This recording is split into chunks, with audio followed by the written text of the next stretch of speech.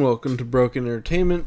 So I'm finally going to get back to a book review after weeks and weeks of not doing it, because I've actually been putting two major book reviews off, and I finally decided to get around to this one. I'm going to tackle the other one another time, but it's about the Wheel of Time. But this one is about the Fatemarked series. It is a three-book series written by David Estes, or Estes, I'm not entirely sure how that's pronounced. And the first book is Fatemarked, the second book is Truthmarked. I have not finished Truthmarked. I may never finish Truthmarked. So I'm going to review both of the books at the same time, essentially. So, I have never been more frustrated with a fantasy novel in my life. And I was determined. I'm like, I will absolutely finish this series because I haven't finished a fantasy series in forever. And I just can't do it. I got to within, and most books I read by listening to audiobooks. So I got to the last 8 hours of Truthmarked, and I couldn't take it anymore. Here's the thing. It drives me crazy because the author's good, but does so much stuff that makes me go, why? You have good prose, you have interesting world building ideas, but you just keep driving me crazy. And it's because he's good, but also does a bunch of stuff that drags everything down, that makes me just, like, I want to cheer for you as an author. This guy is fairly new author, but I can't. And here's why. And there's gonna be some spoilers involved. I'm not gonna get too bad into the plot, but, some of it's going to happen. So, the best part about the Fatemarked series, by far, is the world building. And the worst part about the Fatemarked series, by far, is the world building. In some areas, it excels. The Fatemark magic system is unique. It's very interesting. Essentially, some people are born with a mark that is hidden. It can be revealed by fire, and they get a power or a set of powers based on what that mark is. One of the main characters is able to heal people who are mortally wounded, including himself, and another one is given the ability to brutally murder people through ridiculous levels of combat skill and teleport around at will. But it drains him significantly to do so. And he's kind of the main villain, at least for the first two books. The cultures are interesting, but shallow. This kingdom is in the south. In the south it is hot, so they are like this. And this kingdom is in the north, and in the north it is cold and life is hard, so they are like this. And these are elves, and these elves live in a forest. This is actually the really interesting, but these elves live in a forest of metal, and they are like this. And there's a lot of that where you're just, there's very surface level traits of, like, each culture. You never get much of a deep dive into any of the cultures, which is very frustrating because they're very interesting on that surface level. You want to know more. You just never get more. You don't have anywhere near as much information as you should, culturally speaking. But then he'll do stuff like, there is a forest, and this forest is made of, it's got this liquid ore, and the elves, which are not called elves, they're called Orions, because ore. Like I said, we'll cover the naming in a minute. They're called Orions, and they are able to channel and redirect and shape this metal at will, which is super cool.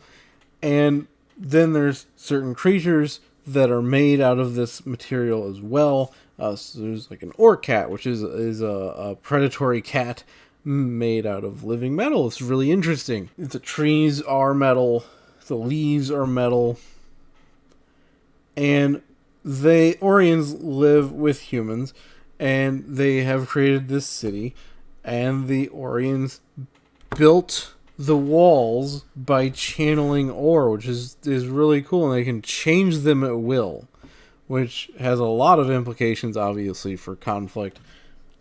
Very cool. I love that. However, that's it. We don't get a lot of information on the Orions in the first two books. You get some. One of the characters is an Orion. You get some of her history, and through that you learn a little bit about the Orions, but they just kind of come across as really long-lived humans who can do cool stuff with ore. And then the kingdom that they're in has this absolutely ridiculous culture where the king, has kids, right? And the firstborn son is not the heir. He's sacrificial. And it is his job to protect the second-born son, who is the heir. And this sacrificial son is shamed if he doesn't die defending the second son. And it makes no sense. What if the king only has one kid? What if the king has two kids, and for whatever reason one of them becomes ineligible for succession, or something happens to them?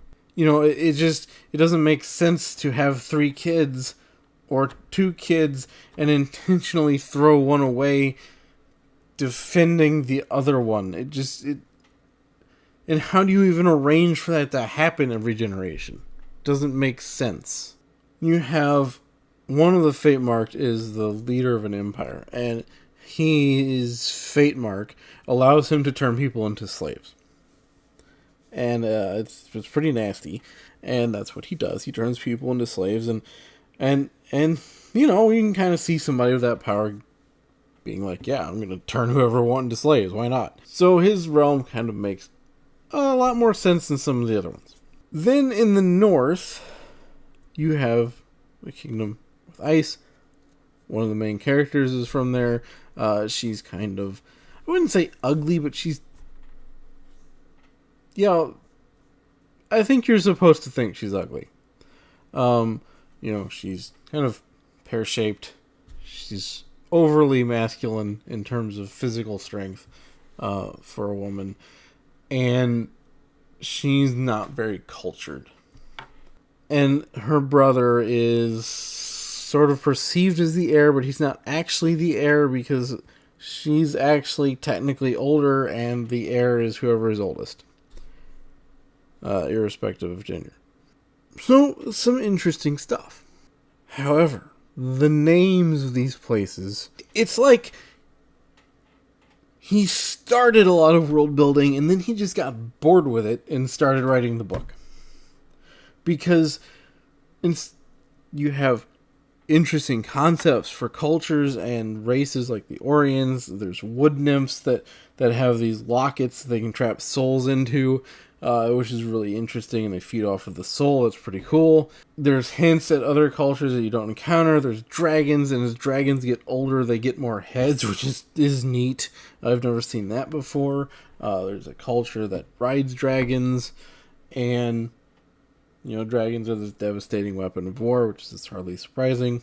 So there are four kingdoms, and they're called the Four Kingdoms. So you have the Northern Kingdom. And I don't mean the kingdom that is in the north. I mean that's its name. The Northern Kingdom. The Southron Empire, which is actually split in half in a civil war. Because it's the south. You have the Eastern Kingdom. They're in the east. And the Western Kingdom in the west. And there's an area they have fought over called Crimea. And they've been engaged, these four kingdoms have been engaged in an ongoing war for the past 100 years. And it's called the 100 Years' War. There are really big, scary birds that are vultures, called vultures. It goes on. The ore cat that I mentioned earlier, it's called an Orcat. That's its name. It's an Orcat.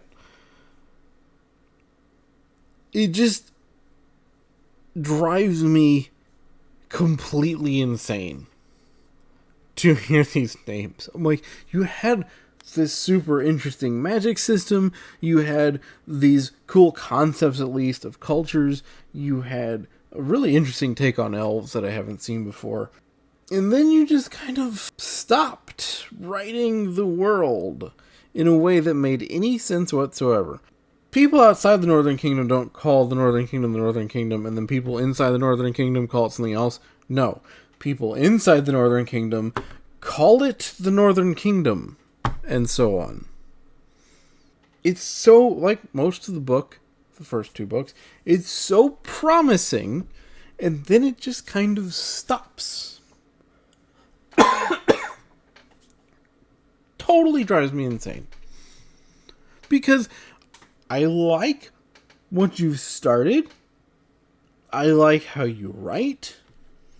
I like depictions of battle and the sea. I like a couple of the characters. But then I'm pulled out over and over again because we're going to the Southron Empire now, or we're in the Eastern Kingdom now, and I'm like, places have names, and that's not how they're named.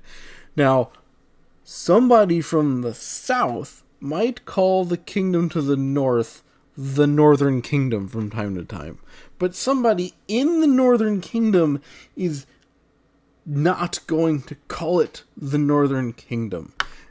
And then you have the plot. The plot is the most predictable story I have read from an adult in a long time. Every single time, I'm like, now I'm going to be surprised by turns of events. It didn't surprise me. I was more like, oh, you're gonna do that.